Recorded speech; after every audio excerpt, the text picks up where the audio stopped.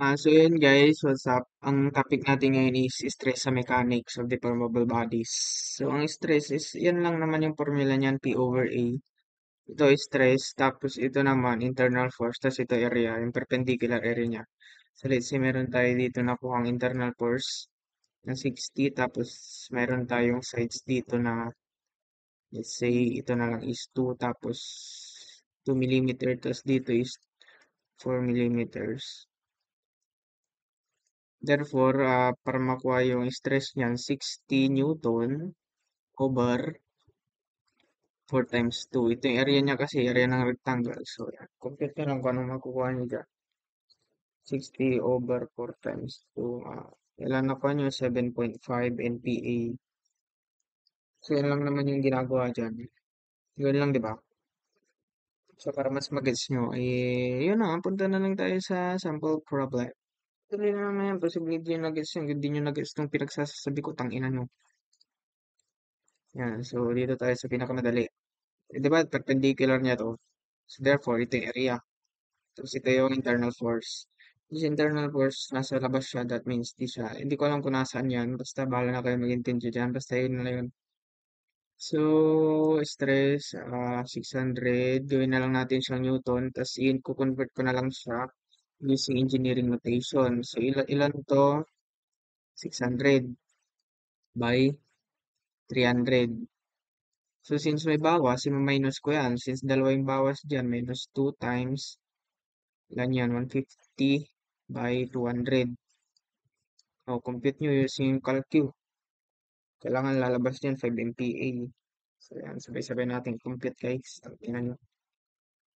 600 times 300 minus 250 times 300. So, yun, lumabas sa akin 5 MPa. Yan. Nagets nyo na. Unang question. Napakadali. Basic. So ito may sagot dito binigay. So ang gagawin natin, palabasin natin yung sagot. So ang gagawin natin dito di ba ikakat-kat-kat natin para mayroong lumabas na internal force. Ganun gagawin natin, di ba? So ori may shortcut ako dyan, guys. Shortcut natin dito, magka-correct tayo dito. Kasi kapag nagkat-kat-kat ka ba dyan, iisa-isayin mo pa yan. Kailangan ko makuha yung mga forces dito, something like that. Tagalan ka pa, putang ina, sayang oras mo dyan. So mas maganda, mag-wrapping ka na lang. So, mas malalaman po pa siya kung compression ka siya kaagad or tension. Well, dito, ewan ko sa'yo kung anong i-assume mong increasing or decreasing dito since ako, nakuha kasi dito is yung to the left. Therefore, i-assume kong increasing dito or tension, something like that is itong tension. Yun yung magiging pataas ko. Tapos yung mga nakikita nyo to the right, magiging pababa yan. Kasi pakita ko yung ibig ko sabihin. So, yan, ito na nga. So, since 4,000, therefore, tataas yan. 4,000.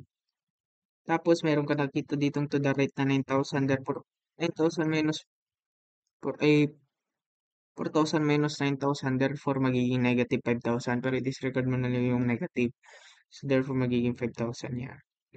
Basic, basic lang yan. Tapos, meron ditong to the right na naman na 2,000. Therefore, 5,000 minus 5,000 plus 2,000. Kasi na to the right. Therefore, 7K yan. So, kailangan mag-close ng graph. Therefore, nag-close na nga siya.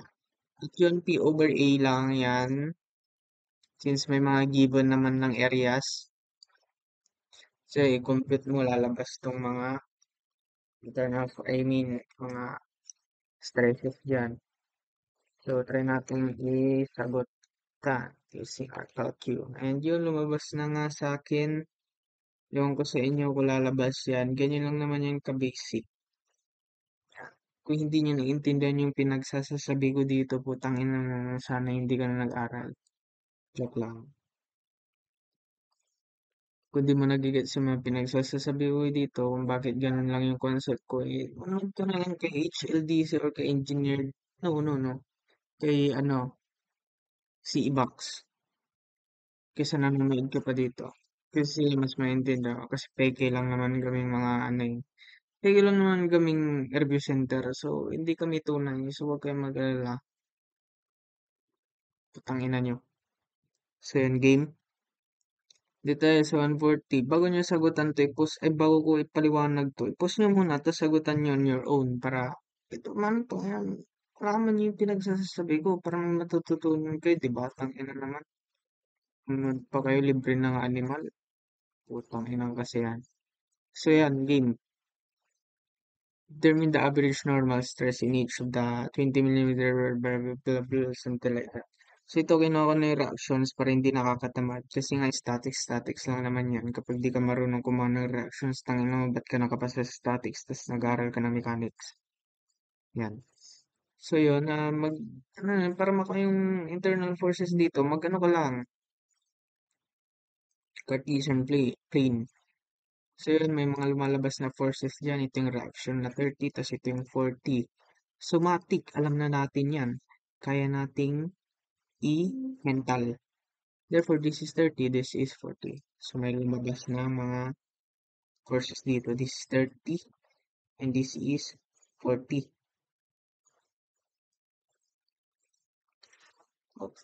Ito, alam natin to kung ilan to. Predictable, kaya i-mental ng kahit sino. Kung malaking tiwala sa sarili mo, hindi compute mo, di ba? Yan. Dito, alam natin yung compression kasi dito is ano eh, tension, tas dito is tension. So, kailangan natin ng magre-resist para sa compression, di ba? So, this is 36.870. Tapos, this is 40. Ito yung sa PIA, dito to. Ito yan itong Cartesian plane yan dyan. So, this is going to be 40. I mean 50. Compute mo. Kung wala kang tiwala sa akin, compute mo ng sarili mo, nakakatamad mag-statics. Hindi naman siya nakakatamad. I mean, medyo, medyo nakakatamad talaga mag-compute ng mahaba. Pero huwag kayong mag-alala dahil kailangan na kailangan natin talaga ito. Compute nyo na lang, kaya nyo na yan. May tiwala ko sa inyo. Tapos yun, nakuha na natin yung every forces nila. So, unahin natin tong 50. P over E lang yan. So, 50 times 10 raised to 3. Gawin na lang natin Newton. Convert ko using engineering notation. Tapos yung area natin dito is nakalagay diameter. So, ibig sabihin, area ng circle lang kailangan natin. Kung hindi mo alam area ng circle, tanga ka. Para mag-aaral, tangina mo. Yan lang naman yung, yung gagawin natin para makuha yung mga shells. So, nakuha ko na itong 159. Tapos, sa, naman tayo, sa 30. 30 times 10 raised to 3. Ulit-ulit lang yan, wala namang pinagbago. Pabalitan mo lang yung forces niya. So, nakuha is 95.5 MPa ito.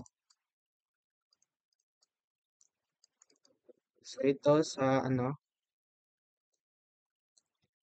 ah, sa isa naman, 40 times 10 raised to 3 over pi over 420 squared.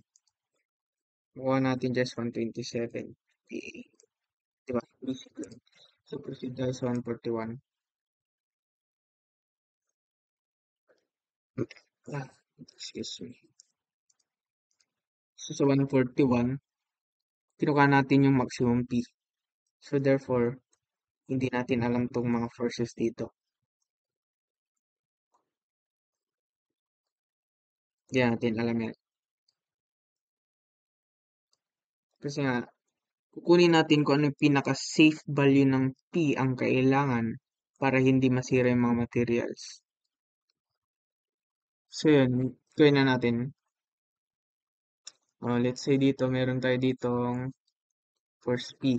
So, mauuna tayo dito kasi nandyan yung P. So, yung kailangan natin. So, may given tayo dito 150 MPa.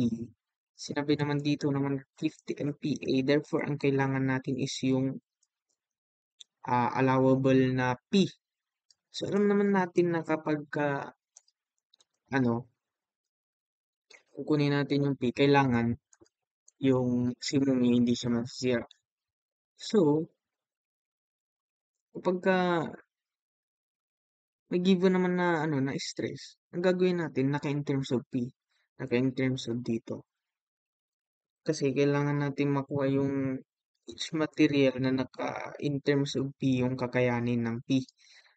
So yun, meron naman tayo ditong nakuha kanina na 30 pero hindi na yung lalabas ngayon. Magbabago na yan. So i-assume natin na this is AC and this is BC. So yun. Since lahat naman sabi niya dito 150, so ang gagawin natin dito summation of forces at X. Kasi andyan yung P sa X, therefore BC.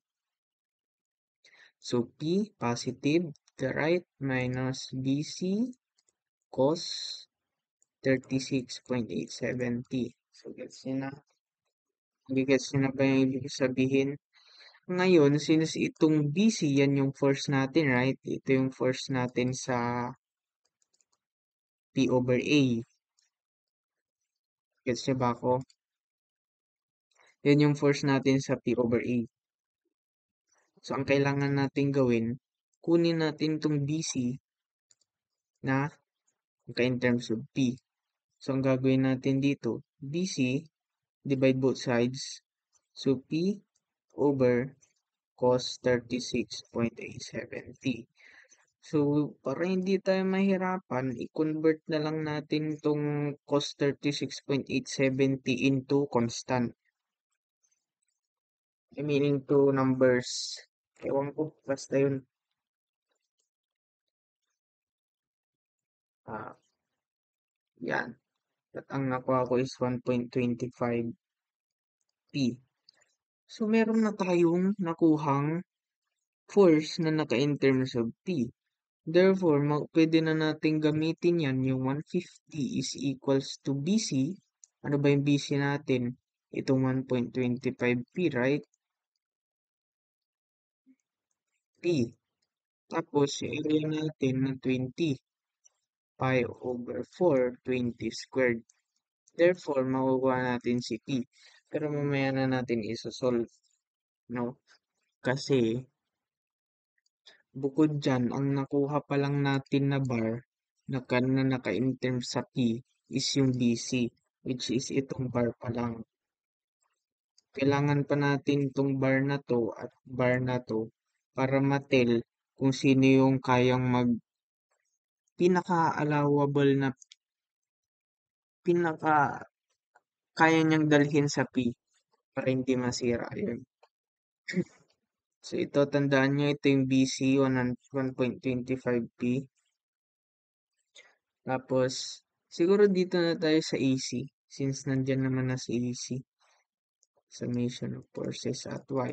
Magtataka kayo paano natin in terms of P itong AC kung nasa X siya. As you can see, meron tayo ditong BC at mayroon tayong value na BC which is 1.25P. Therefore, meron tayong P.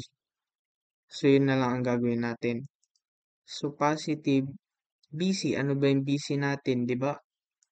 BC sine 36.870 minus AC.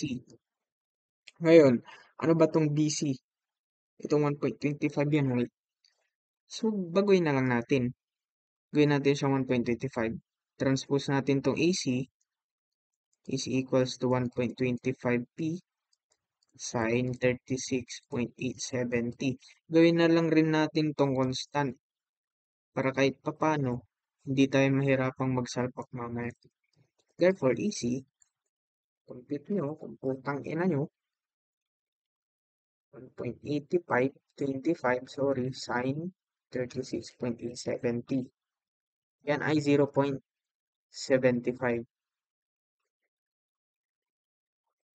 0.75 P. So, meron na tayong AC plus BC. Ito na lang si AB. Paano natin yan makukuha? Pwede ka namang pumunta dito or dito.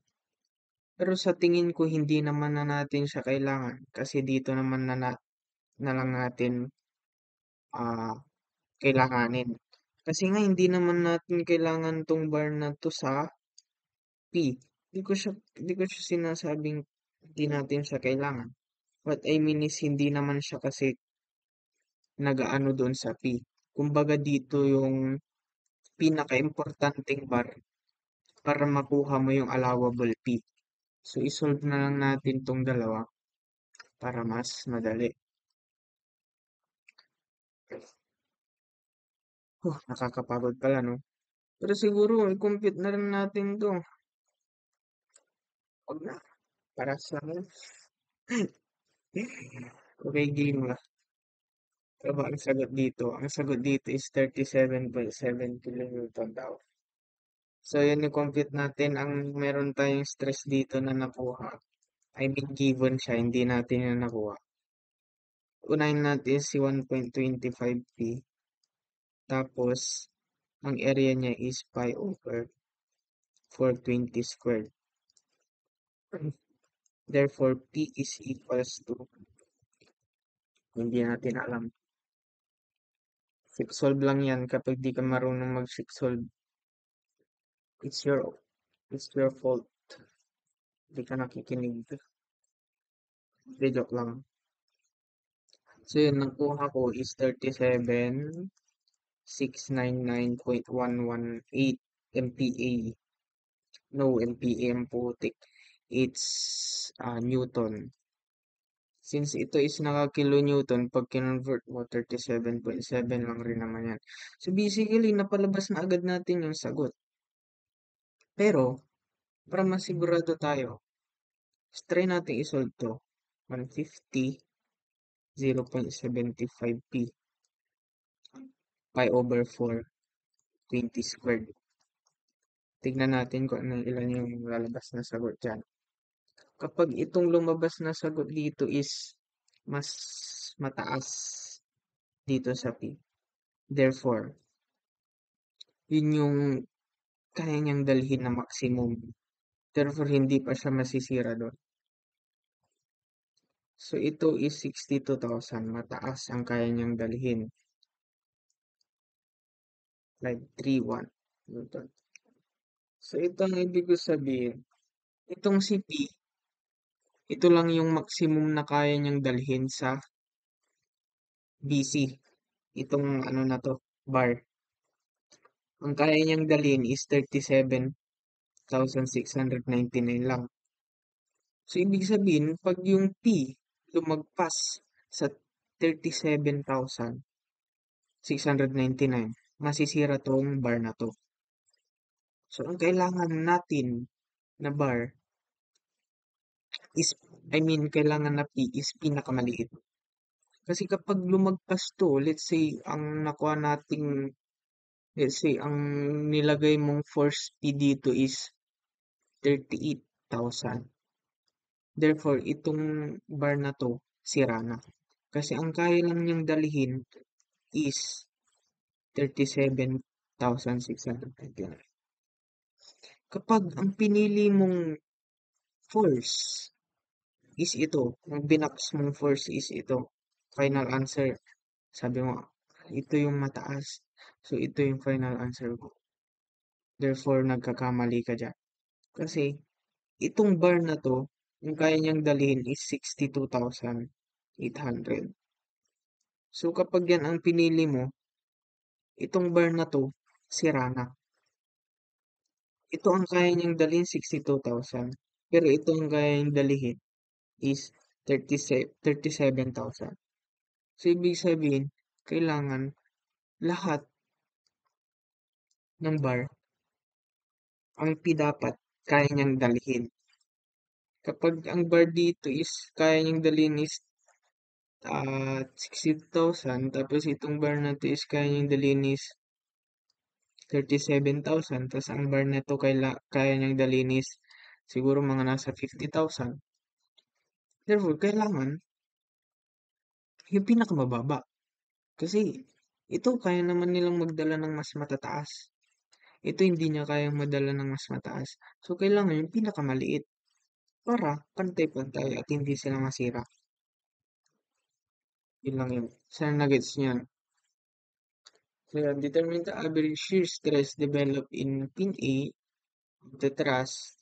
The horizontal force of P, 40 kN, is applied at joint C. Each pin has diameter 25 millimeter and is subjected to double shear. So, ang hinahanap lang naman is yung shear stress dito. Shear stress nasa ano pa lang tayo eh, normal stress. Pero siguro pahapyaw na lang yan.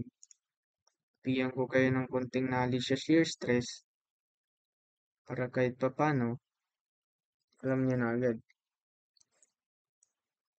So, ang shear stress is yung mga part na nahihiwa. So, let's say itong part na to, i-zoom in natin yan dito. I-drawing ko yan. Therefore, may lalabas dito na martilyong putik. Parang, ano, parang something like that na, ano, tornilyo, ganon.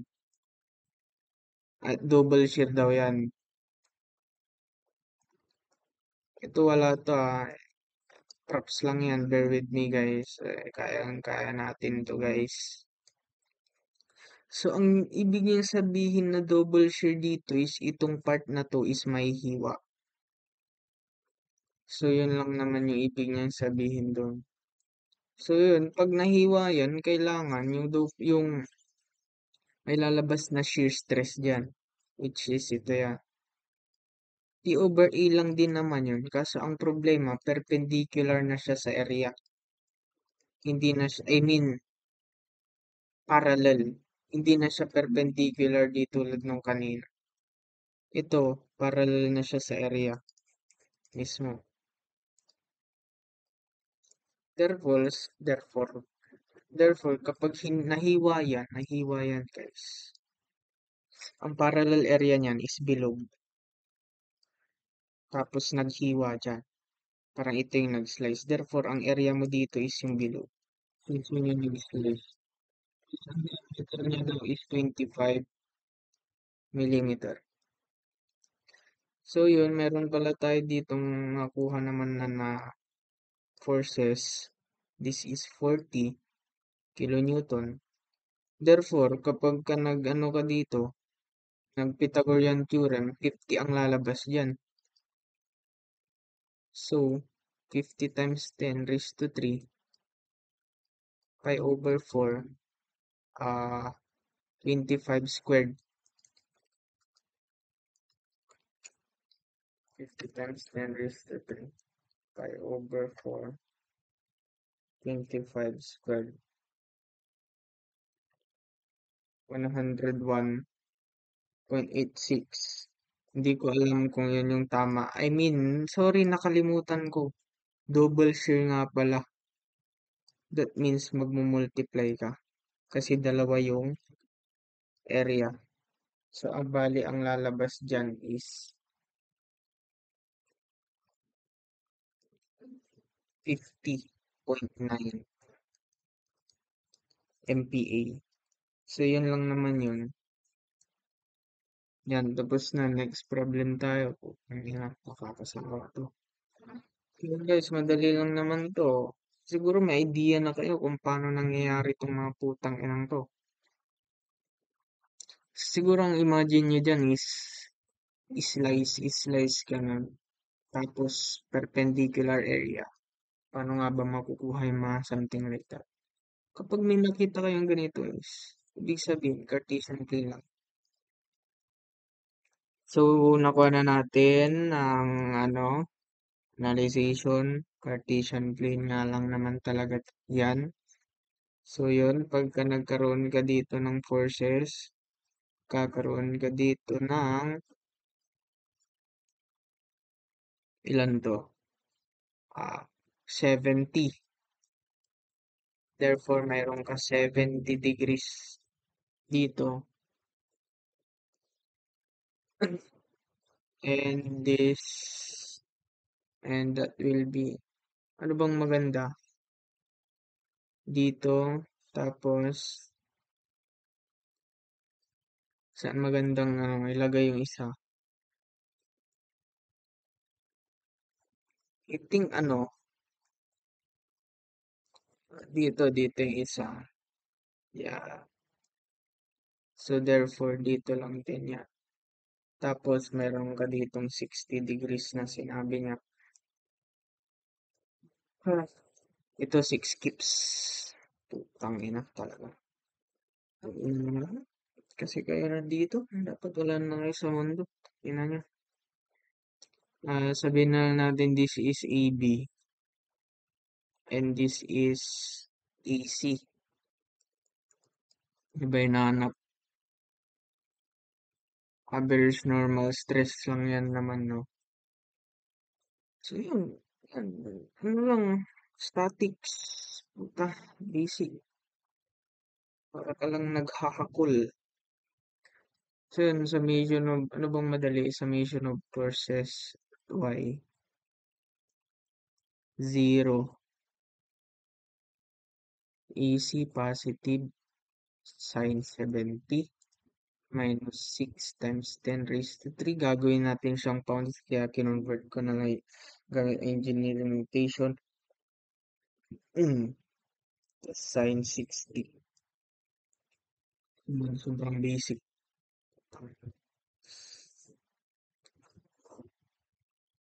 Ah, ah. Yan, sana nasusundan niyo ako. Ina, hindi ko na rin alam. Kasi mawa natin yung AC dito. Ini AC ba yan? No. This is ano pala? BC. Sorry. This is BC, sorry. So yan 0 sine 70. 6 times 10 raised to 3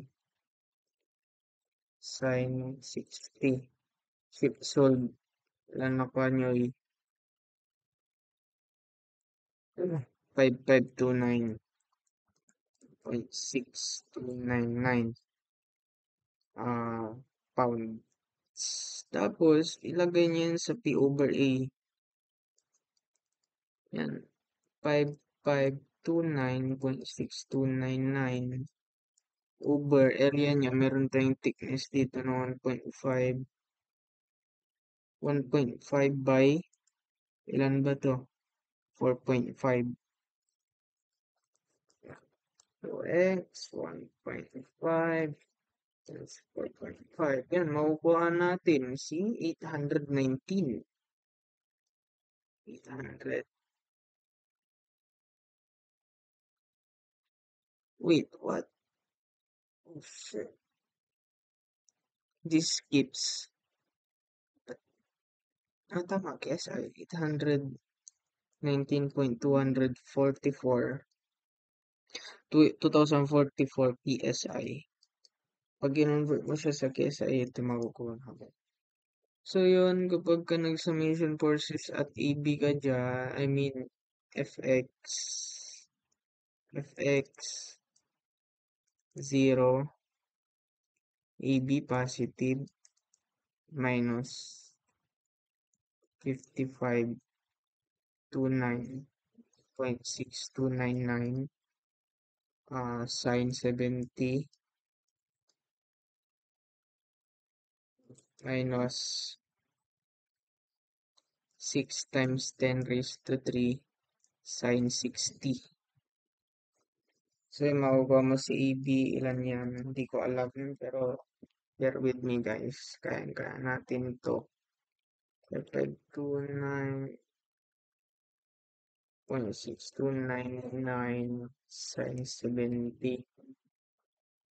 No, it's not sine. It's cosine. Tang ina, lutang na ako gago. Tang ina nyo kasi, no? Cos 60.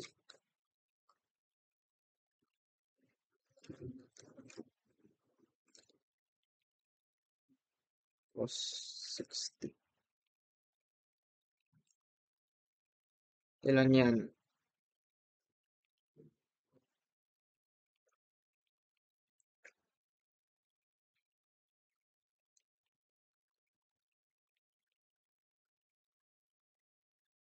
Ilan yung x natin? 4891.2448 pounds. Tapos yan, kapag ginawa mo ulit to, ilagay mo yan, makukuha mo yung normal stress. Yun na 4891.2448 over 1.5 by 1.5 is equals to 2,173.8866 PSI. So, yun. Yun lang, basic lang, puta. Next. Putang ina, puso to, sagutan niyo ulit ng sarili niyo. Ang ina niyo, pinapahirapan niyo ako, ang ina niyo. So, ito, siguro, madali na lang to siguro, no? Sabi niya kasi, diameter of 3 millimeter and 4 millimeter. Determine the angle theta so that the average normal stress in both rods is the same. So, yung stress daw ng both rods is the same. Ah, shit. Model statics. Shit, nakakasawa. So, ito, game. Ito, convert nyo na lang ito sa weight. So, 20 times 9.81. Kung di mo alam mag-convert niyan, tanga ka. Buka. 96.2 Newton. So, ito, kukunin natin yung theta dito. I-ano na natin dito. Yan, theta. Tapos dito, 30 degrees. Tapos dito, meron tayo ditong weight na 196.2 Newton. So, let's say this is AB and this is BC. So, nakita naman natin na hindi natin alam itong dalawa. We have three unknowns. Pero sinabi niya dito, both rods, average normal stress in both rods is the same. So, kailangan natin gumawa ng equation na magiging isa lang tong BC tas AB. Alam naman natin, sabi niya same lang daw kasi, di ba? Therefore, ang stress niyan is iisa, si AB. Tapos, si AB meron siyang diameter na 3 squared. Tapos, si BC, 5 over 4 squared. O, tas yun, i-isolate, i-cross multiply mo, gawin mo, kunin mo si AB na naka-ano lang.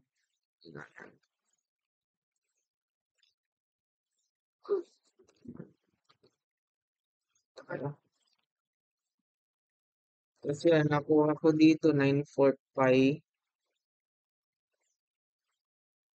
Ito na natin lagay si pi para hindi maabak. Yan. Sa si BC, makukuha mo yan. Cross multiply ko yan ha. Baka hindi nyo nagigets pinagagawa ko. So yun, pag di nyo pala nagigets yung pinagagawa ko, tanga talaga ko yan. Okay, engineering po. Joke lang. So, saan na ako? Yun, yung nawa nating AB tas BC dito, ilalagay na natin yan dito. Tingnan niya.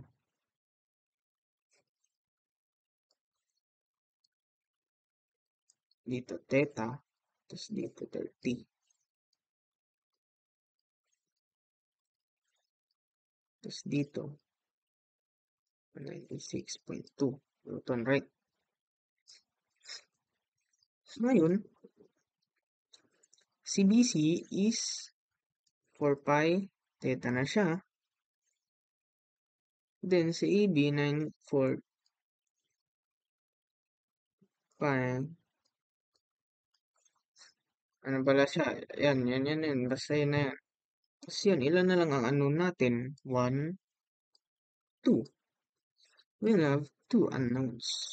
Diba? Tapos yan, statics. Putang ina, summation of forces at X muna. para makakuha tayo ng equation 1. Ilagay natin siya dito. Solve natin kasi medyo mahaba-haba to. So, positive 4 pi, hindi ko alam kung ano ibig sabihin dyan. Cos theta minus 9 pi over 4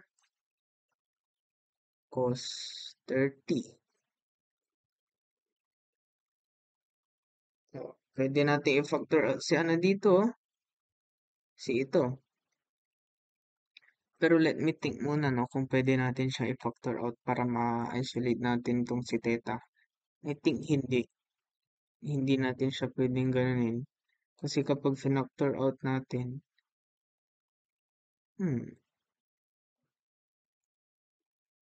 yan. Summation of forces at by muna tayo. Pasensya na guys kasi ang ginagawa ko dito, literal na sinusolve ko ngayon, hindi ko siya sinolve kanina. So I don't have any manual solution here. So bear with me. Tanginan nyo rin kasi, no? Dapat kayo nag-aaral na ito. Hindi ako eh, no? Tanginan nyo eh, no? Tanginan nyo talaga eh, no?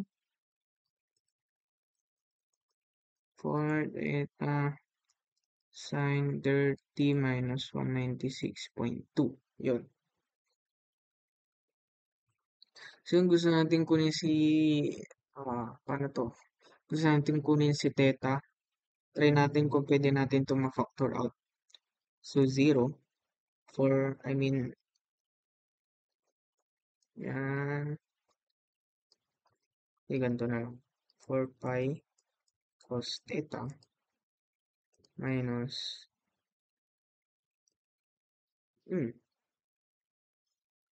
so hindi siya pwede. So ang kailangan natin gawan ng equation number 3 is dito sa pangalawa. So pwede natin itong i-transpose. Therefore, 196.2, ayan, 4 pi sin theta plus 944 sin 30. Ayan.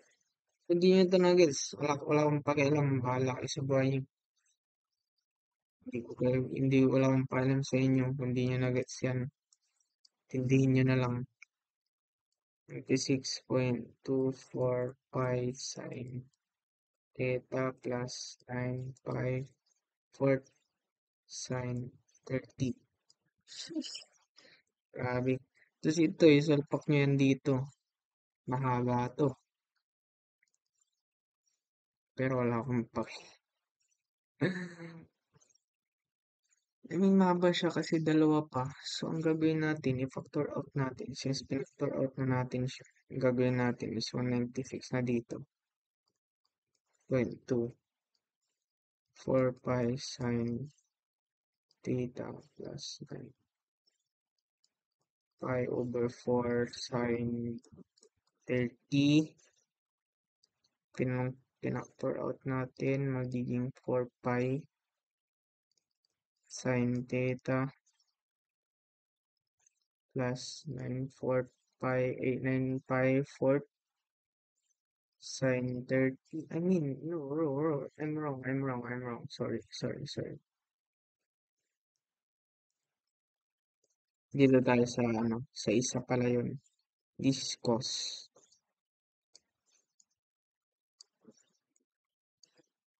Is cos theta minus 9 pi 4 cos 30. Diba? Basic, easy. So, makuha na natin dito si theta. So, let's see kung lalabas yung sagot dito, no? Sana hindi siya math error or syntax error or can't be solved. Kasi sa totoo lang, sobrang complicated na itong ginawa kong equation.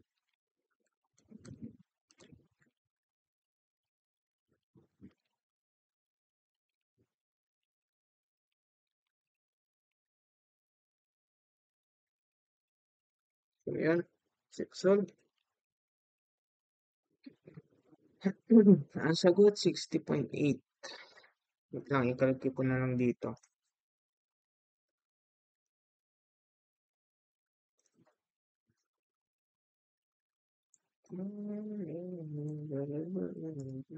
Yun, 60.8 ang lumabas, guys.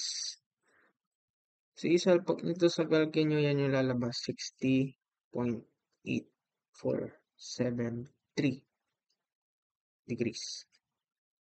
So, kuha ko yung sagot. Hindi nyo na itong ginawa ko, kung di nyo naintindihan ta. Ito, basic lang to. The chandelier is suspended from the wall in ceiling using rod AB and BC, which have diameters of 3 and 4. So, blah, blah, blah. Largest mass, basic lang yan. Parang statics lang din. Pero ang gagawin mo, i-determine mo yung mass. So, resin na natin do. Yan ang haba ng lecture ko. Animal. Bauninaryo.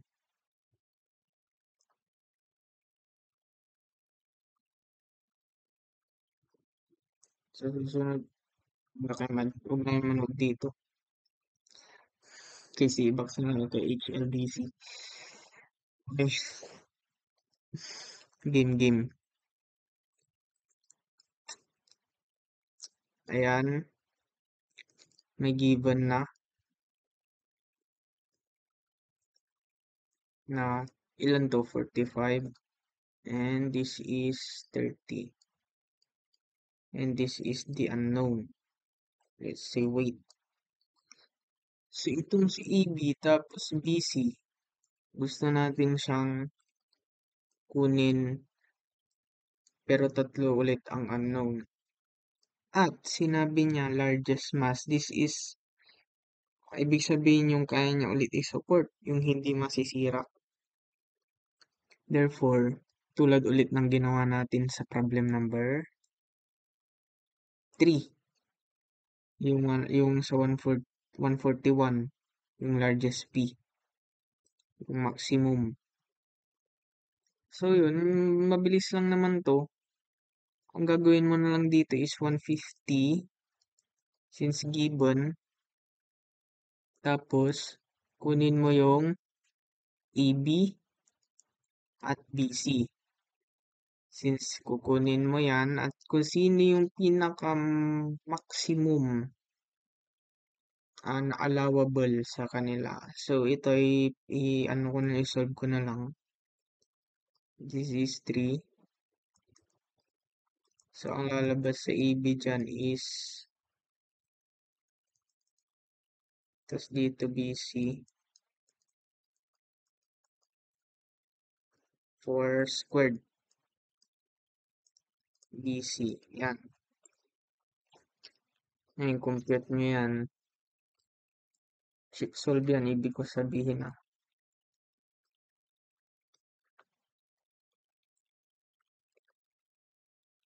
solve nyo, nakuha ko sa AB is 1060.2875.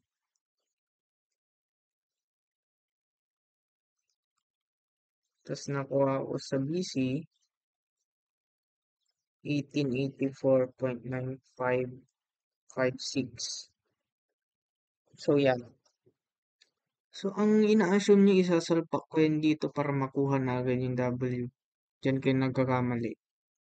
Ang gagawin natin dito is checking. So pa natin. Then this W. This is 45. And this is 30. So, ang gagawin natin, checking. Ang una natin gagawin, i-check natin kung mag-i-exceed tong 1060 dito. Ito, ganito. Ito, 1060. For checking muna tayo, 875. Ngayon, itong si EB, magiging unknown yan.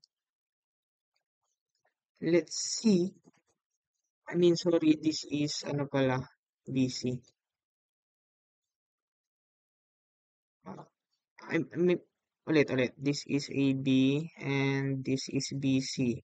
Therefore, this is 1884.9556. O yan.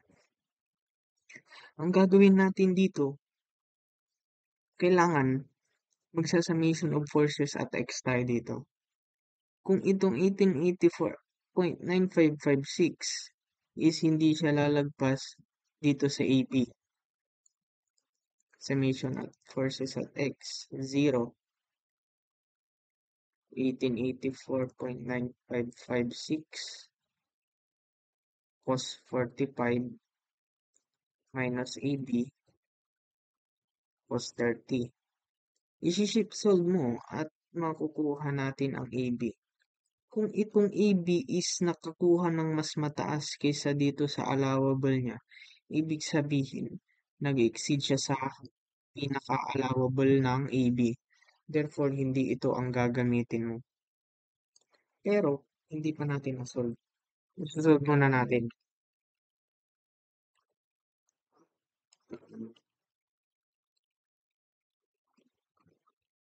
So, ilan nakuha nyo guys? Use your calculator, tama ka ba? So, ito is 1539.0598 ang nakuha ko. Lumagpas siya doon sa pinaka-allowable ng AB na 150. Therefore, hindi ito ang gagamitin mo BC. Kasi kapag ang ginamit mo BC is lumagpas siya sa allowable ng AB ng 150 lang ang stress. Ibig sabihin mali ang BC. So, ibig sabihin, ang gagamitin mo is itong AB 1060 for checking ulit. Well, madali na lang naman na kasi nga nung sinubukan natin sa AB hindi siya pumasok eh. So, ibig sabihin, si AB talaga ang gagamitin natin dito. Pero, for shit, i-solve na lang natin. Di ba? BC cos 45 minus 1060.2875 cos 30. Therefore, BC, kailangan yung BC hindi siya lumagpas sa 1884 kasi yan yung allowable niya.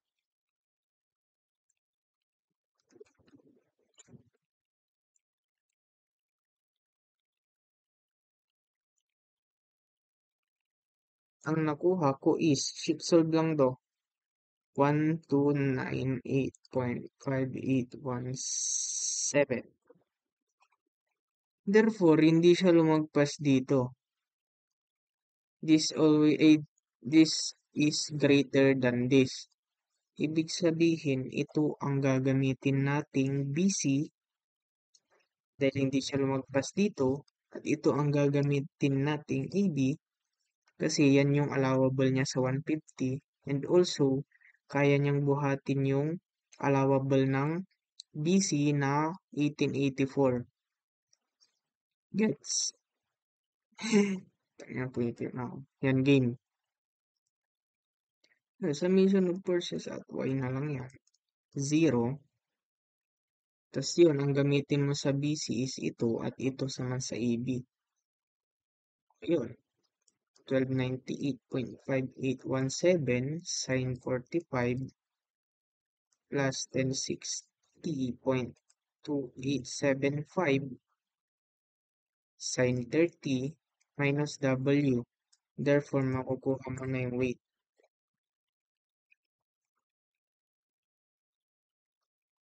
Like 817 sin 45 1060.2875 sin 30 minus W.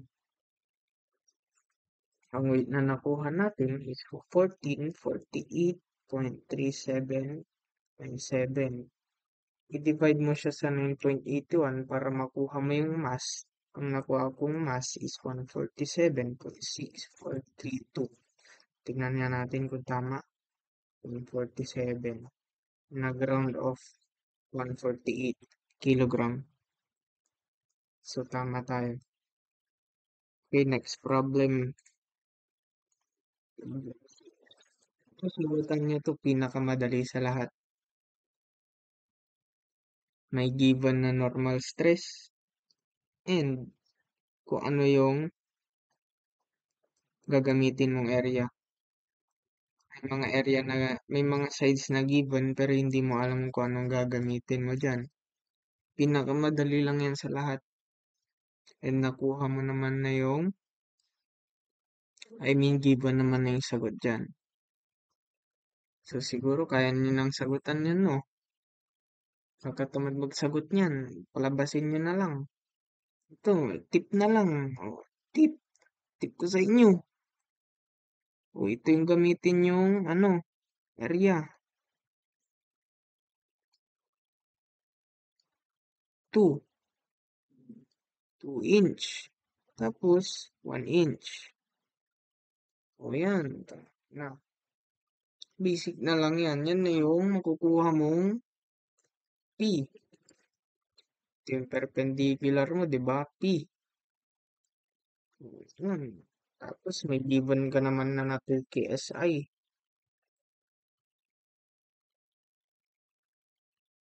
Therefore, makukuha mo na yan. 2 PSI ka dito, gawin mong PSI, kinonvert ko na yung si engineering notation, P, 2 times 1. Therefore, makukuha mong P is 4,000 pounds. Tapos pag kinonvert mo yan, makukuha mo 4 kips. So ito, average shear stress, ito yung nag-shear. Itong part yung nag-shear. Kapag hinati mo yan, di ba nag-shear siya, parang ito yung force, parang naghiwa. Nahiwa siya ng force dito. Iniwa siya ng force. Therefore, itong area yung gagamitin mo kasi parallel siya eh. Ito yung area P. Pero sabi dyan, ang P mo is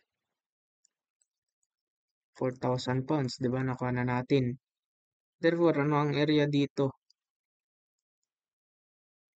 Yun, may given dito tayo na 4 inches. Tapos, 2 inches. O yun. Yan. 4,000 over 2 times 4. Therefore, makukuha mo is 250.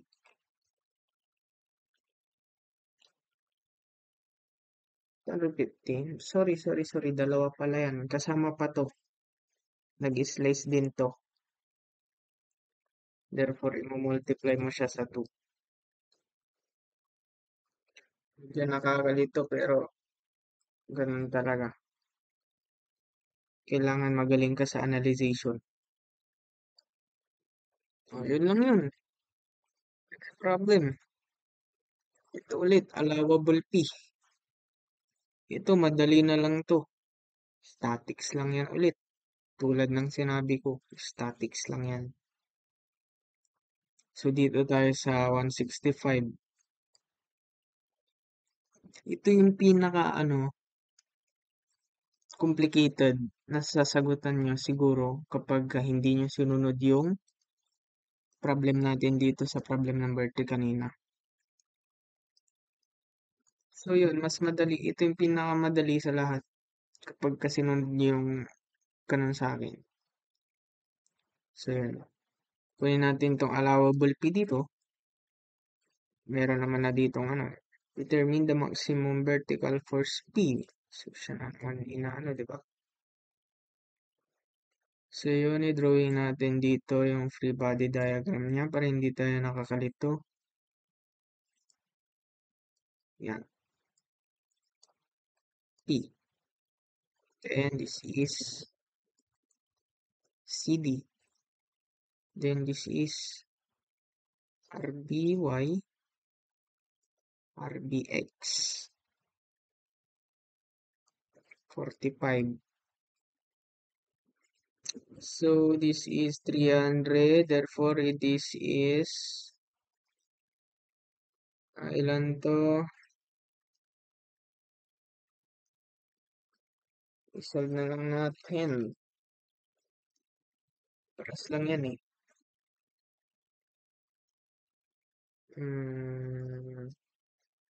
Sin 45.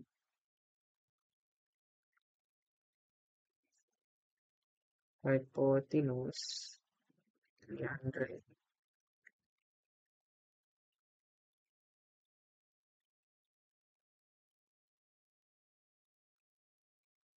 212.132.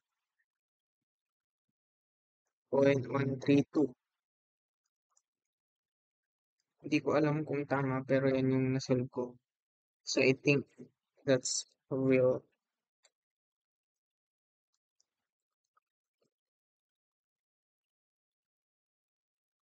Okay, game. So yun, kailangan natin na in terms of P lahat yan. Itong si CD, tas si RBX, tas RBY.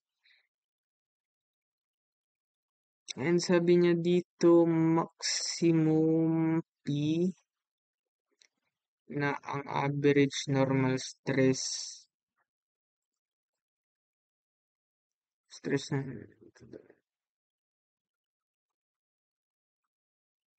ito 175 para sa CD and 75 MPa para sa BC. I mean B. 'Di ba kailangan kapag ka ah, kukunin yung average shear stress ng mga sheet, kailangan yung resultant. Ito, hindi naman to resultant, 'di ba? Mga components niyan. So, kailangan pa natin kunin yung resultant niya dyan, which is yung RB. Yun yung gagawin natin para makuha yung, ma-slice itong part na to. Tulad ng ginawa ko dito kanina sa dito. In-slice ko using yung resultant nitong dalawa. 'Di ba? So, ang resultant nitong 30 tapos 40 is 50 para mag-slice tong dalawa. Gets na? So, yun game. So, kukunin natin yung resultant nito mamaya. Pero, kailangan natin munang kunin yung mga components niya na naka-in terms of P. Okay, game? So, para makakuha tayo ng naka-in terms of P, mag-moment tayo dito sa B para makuha natin yung CD. Since meron tayong 175 MPa. Okay, summation of moment at B. Kasi natin. Yan. Dito na lang sa baba. Medyo hindi kakayanin ng ano. Summation of moment at B, 0. So, yan, ilan yan? Clockwise, counterclockwise, therefore negative CD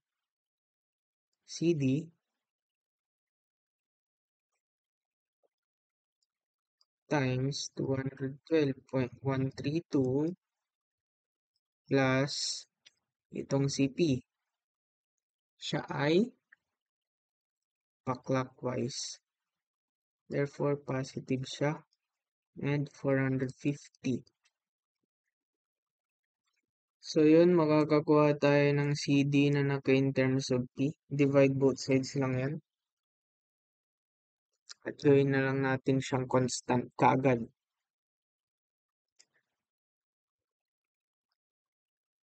For 50 over 212.132. So, 2.1213 P. So, meron na tayong CD. And, summation of forces at X, hindi rin pwede. Kasi hindi siya naka-P. So, Y muna tayo. Summation of forces at Y. automatic na yan. RBY minus P. Therefore, RBY is equals to P. Meron na agad pinaka-basic. Tapos, summation of forces at X. Paano yan? Hindi naman naka-X yung P. Paano mo makukuha yung P? Tatandaan nyo, meron tayong nakuhang CD dito na naka-in terms of P. Therefore, yun yung gagamitin natin para magkaroon tayo ng P. So, ganito yan. RBX to the right minus CD to the left. Palitan mo tong CD ng 2.121213.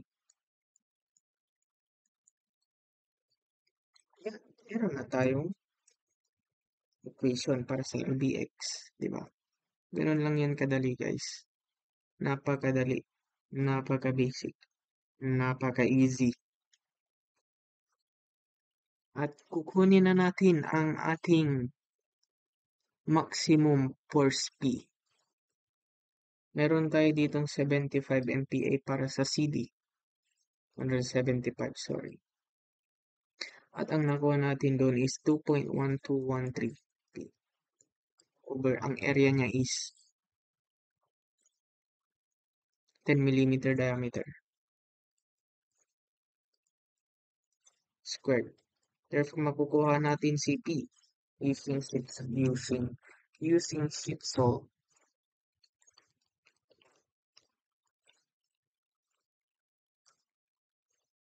So, ilan nakuha natin? 6479.2664 Newton. Tapos, wala pa yung sagot. Mali daw yung sagot. Hindi daw yan yung pinakamataas. Meron pa naman tayong pag-asa, which is itong dalawa. Sabi ko resultant dapat yan, di ba? So, hindi naman to resultant. Anong gagawin natin dyan? Huwag kayong mag-alala. Meron pa yan. 75 MPa. Ano bang equation para makuha yung resultant? Di ba Pythagorean theorem? Therefore, magpi-Pythagorean theorem ka na lang dyan. So, para sa RDX, 2.1213 P squared plus P squared over yung area natin.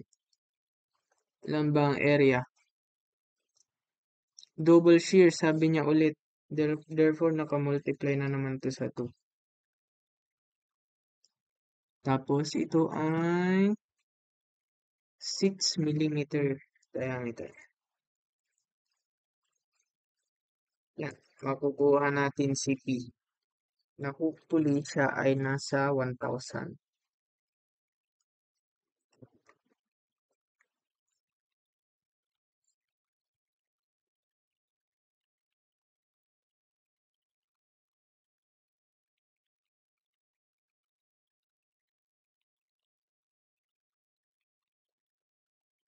Yun. Ilan ang nakuha natin?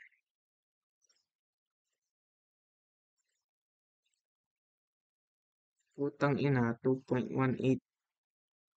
But ang nakuha ko is 2.18, something like that.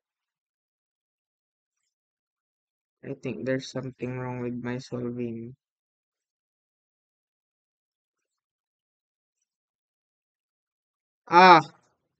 Hindi. Wait, let me think. Kung ano yung mali ko dito. Don't worry, madali lang tong i-shit. Maybe there's something wrong with my,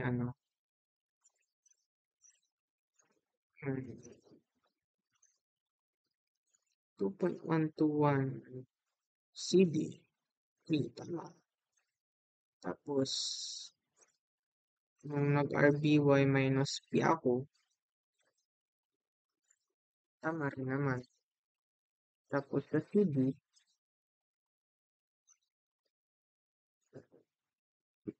wait, sa CD 2.1213.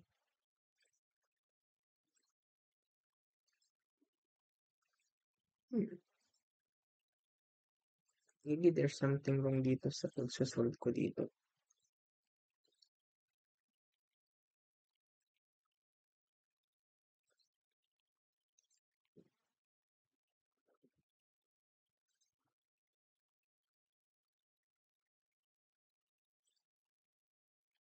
Mali.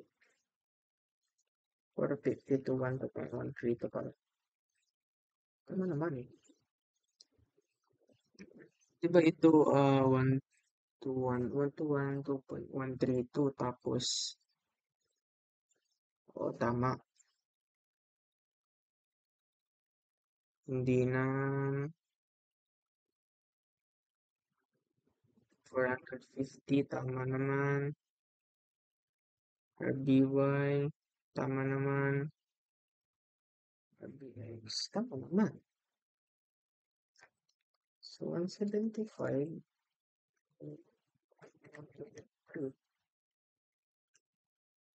over 4, that's 12.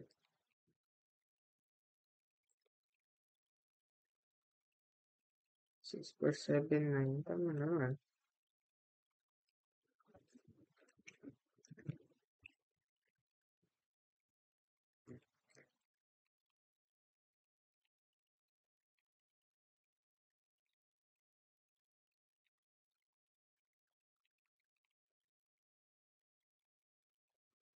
Yun, tama, tama. Tama yung solving ko. Nagkamali lang ako ng input sa calcif. My bad, my bad. 4466 Newton.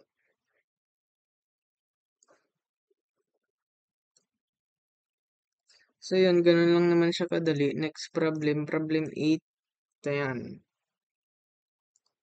May given naman na. So, sagutan nyo na lang. Ganun lang din yun sa ginawa ko dito.